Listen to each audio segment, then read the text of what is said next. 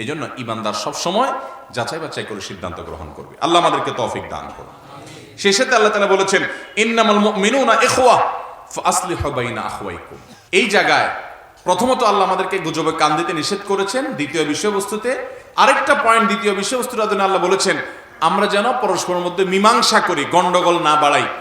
আমাদের সমাজে আপনি দেখবেন চতুর্দিকেই যে ভাইয়ে ভাইয়ে গন্ডগোল লাগলে আরেকজন সেখানে একটু চুনা লাগানোর চেষ্টা করে। কি লাগানোর চেষ্টা করে?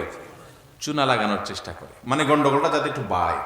স্বামী স্ত্রীর মধ্যে কোনো কারণে একটু মনোমালিন্য হয়েছে, তো কিছু মানুষরূপী ইবলিস দেখবেন, ইবলিস এগুলা মানুষের রূপে আসছে কিন্তু ইবলিস। এদের কাজ হলো বউর কাছে যে বউকে ফুসলানো, স্বামীর কাছে গিয়ে স্বামীর ফুসলানো। এরকম কিছু চগলখোর আছে না নাই?